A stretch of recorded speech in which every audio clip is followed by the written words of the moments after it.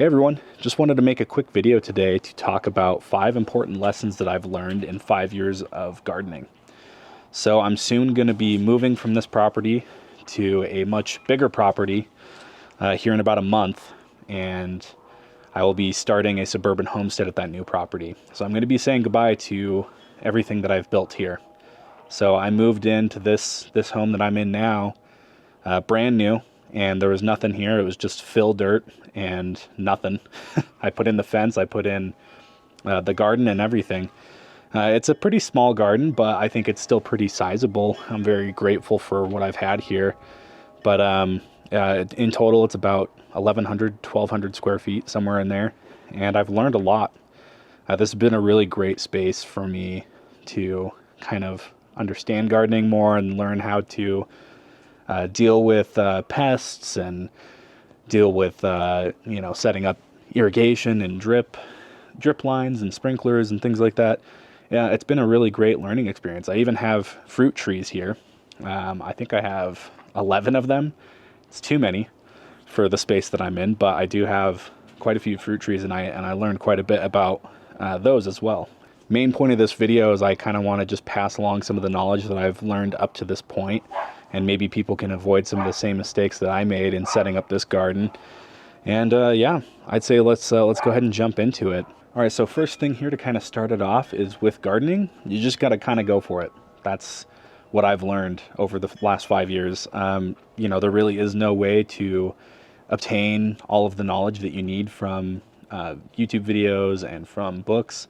There's all these different factors and variables that go into what makes plants grow or thrive. And you can't really learn what your specific situation is or your microclimate is until you just get out there and do it, and you just start growing things. The best example I have of this is I really wanted to grow raspberries. I love raspberries. It's like one of my favorite fruits for sure. I live in Utah. It's pretty dry. It gets pretty hot here. It gets cold, but the cold isn't the issue. It's mostly the heat and how dry it is here. And for raspberries, that can be somewhat difficult, but luckily raspberries do thrive here in the right conditions. And I found out the hard way that, the raspberries needed a very specific set of conditions in order to really take off and grow well. I started out by planting raspberries in all these different spots, and they all died. None of them took, and I was super disappointed and really, really bummed out because I wanted to grow raspberries.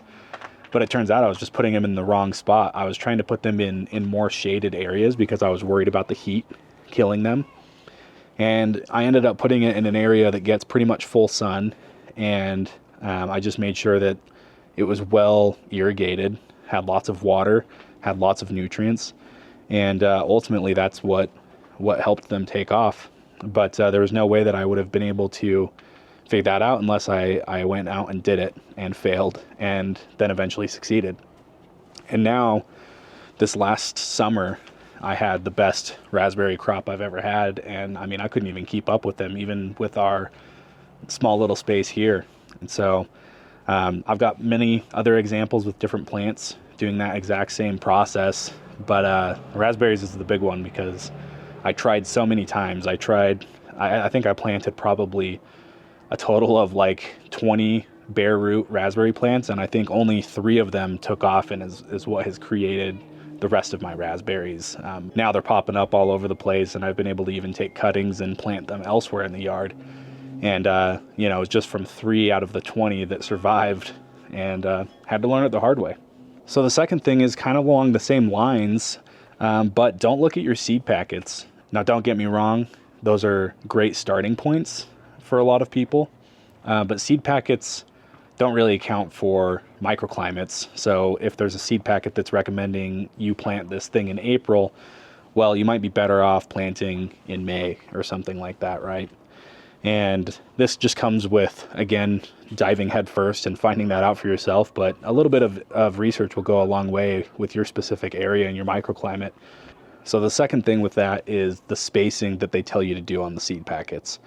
I'm not totally sure where they get these numbers from. My guess is that the spacing requirements that they put on seed packets are more so meant for farms. because I found that I could plant things a lot closer together and they actually will thrive more in my area. You don't want to plant things so close together that they're, fighting each other for nutrients. But in general, I have found that you can plant things a lot closer together than they tell you on the seed packets. Kind of secondary to this is also with fruit trees and things like that. Even small dwarf variety fruit trees will still sprawl out to be 15, 20 feet once they're, full adult producing trees, right? But you can prune anything to be any kind of a size that you need. So if you just don't have that much room in your garden, like me, you can prune your plants to keep them as small as you need, and you can let them go as big as you want. But again, pruning is your best friend when it comes to that kind of thing, because you can get as many fruit trees as you want in your yard, and as long as you keep them pretty small, they're not going to produce as much fruit, obviously, as like a big, full-on, regular sized apple tree or something like that. You're not going to get as much fruit from it. But, if the goal is to just have different varieties, you can prune anything to be pretty small. Moving on to the third thing here, one important thing that I've learned is just listening to your plants, just inspecting them on a weekly basis, and listen to what they are saying, what they're telling you they need, right? It's actually pretty difficult in my experience to diagnose plants and get their exact needs figured out. But honestly, a lot of the times it just boils down to either the plant needs a little bit more fertilizer, it needs some nutrients, or it needs more water, or maybe it's getting too much water. For me, those are basically the three things that I found the most. I was able to solve 75% of my plant problems just by giving them a little bit more water, or cutting back on the watering a little bit, or giving them a little bit of fertilizer, giving them a little bit of compost or whatever. So really, just pay attention to your plants, and they will kind of tell you when they're struggling, right? If you see a plant where their leaves are drooping and maybe the fruit isn't getting big enough, maybe it's seeming to stall in its growth, maybe there's another nearby plant that's doing way better, you can kind of infer some things just from those very basic observations. And so again, there is so much more that I personally need to learn in terms of different plant diseases and different things that can affect a plant's growth. But generally speaking, when you're a beginning gardener, it's those three basic things: too much water, not enough water, or they need nutrients. Moving on to the fourth thing here, stay on top of maintenance. That is one thing that I still struggled with it every single year, basically. The garden would get away from me every year, where I wasn't keeping up on the pruning, I wasn't keeping up on the weeding, and it got away from me so quickly. It really did. If you're not doing it weekly, and it's not like you have to dedicate a lot of time to it, but even on my little 1,000 square foot garden, weekly, if I didn't spend time weekly weeding or pruning and that kind of thing, it would cause some real problems for me. And there was a couple summers where the overgrowth got so great, I couldn't even walk between the garden rows. Behind me here that you're looking at, I couldn't even walk down this way because there was so much stuff overgrowing and growing onto the path. And after a while, I was just like, well, I'm just not even going to walk back there then, because it's too hard to even get through that stuff. And I'm just like smashing tomatoes or whatever on the ground. And I ended up wasting a lot of harvest too, because I would miss a bunch, right? So definitely you need to stay on top of the maintenance. So the final thing, the most important lesson that I learned here in the garden was not to bite off more than I could chew, to keep it simple, not go overboard, because it's actually a lot more difficult than you think to manage a garden. It doesn't take a lot of time, it just takes consistency, and that's something that's hard for a lot of people. It's hard for me personally, and I learned that the hard way, and I'm still learning that lesson too. By nature, I'm a person who likes to bite off more than they can chew. That's just what I do. But I will say, if you can kind of temper that a little bit, you can still go a little crazy, just not too crazy. I learned that the hard way. I had some issues for years, and I still have them to some extent, where I had so much growth and I had boxes like up against the house and stuff like that. that mice were like a significant problem. They were even getting into our house. And that has since been solved, thankfully, but I have reduced the overall garden space and garden box space in favor of keeping the garden a little bit more compact, a little bit more simple, and a little bit more open space around the boxes. It's very easy to try to utilize every little single square inch that I had here on this property, and I did just that. I pretty much shoved garden boxes and planters and things like that into every little corner that I possibly could, and that was really a terrible decision, quite frankly. It's actually very difficult to manage when you have all of these different complex variables happening. It's actually a lot easier to manage a space. For example, if you just had a huge space where you had 20, 50-foot garden rows, that's a much more manageable space than a 1,000-square-foot garden that has, you know, all types of different sizes of garden beds and boxes and, you know, trees all over the place and just all these different variables, right? It makes it really difficult to, you know, make sure everything is getting the nutrients it needs, the water that it needs, you know, because here you have to have irrigation here where I'm at. It's too dry to not have it.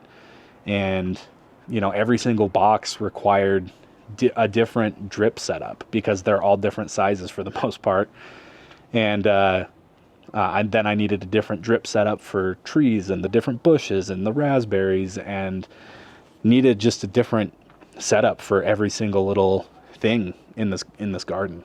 And that's a very difficult thing to manage, because if something breaks down, well, now maybe you have to order a part for it that you don't have already. Whereas if you just had 50-foot rows, 20 of them that are all the same, then you likely have some spare parts between those rows or whatever, right? And that's just an example. But what would happen is I wouldn't stay on top of it. This just goes back to what I was saying with the maintenance. I wouldn't stay on top of it, and then I'd actually lose out on harvest because, you know, I didn't see that there's tomatoes buried under this giant tomato bush that I haven't well maintained and can't get to because my garden space is too tight and my walkways are too narrow. I recommend, though, for a lot of people who are getting into gardening, not to go overboard. You know, start with just growing a couple things that you think you'll like, right? Like maybe you like tomatoes, so grow some tomatoes. Maybe you like strawberries, so grow some strawberries. And then maybe you like carrots, so grow some carrots. Call it good at that, right? My first year, I kept it relatively simple, but I fell in love with gardening so much, it's very easy to do, that the following year, the second year that I had a garden, I went crazy. I like converted my entire side yard into the garden, and I got all these garden beds. You know, I was buying dirt, and, you know, I basically 10x'd the size of my garden for the next season, and it was totally overwhelming, to be quite frank. So that's the best piece of advice, I think, for anyone, is just start small. Don't try to bite off more than you can chew, especially if you're someone who's busy. Like, if you've got all the time in the world, then by all means, go for it. But I don't think that's most people. Most of us have jobs, or we have kids. We have other things going on in our lives that are taking up significant time, and we don't have time to dedicate every single second to building our garden or maintaining, taking care of our garden. So just keep it simple. Don't bite off more than you can chew. Anyway, hopefully you found this video to be useful today.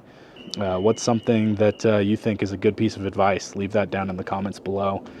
Feel free to ask any questions too. I love sharing my experience. Again, I've only been doing this for 5 years, so it's not like I'm an expert by any means.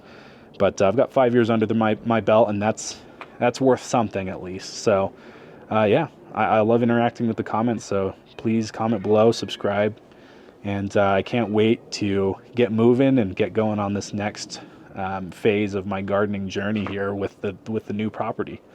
So with that said, I'll see y'all in the next video.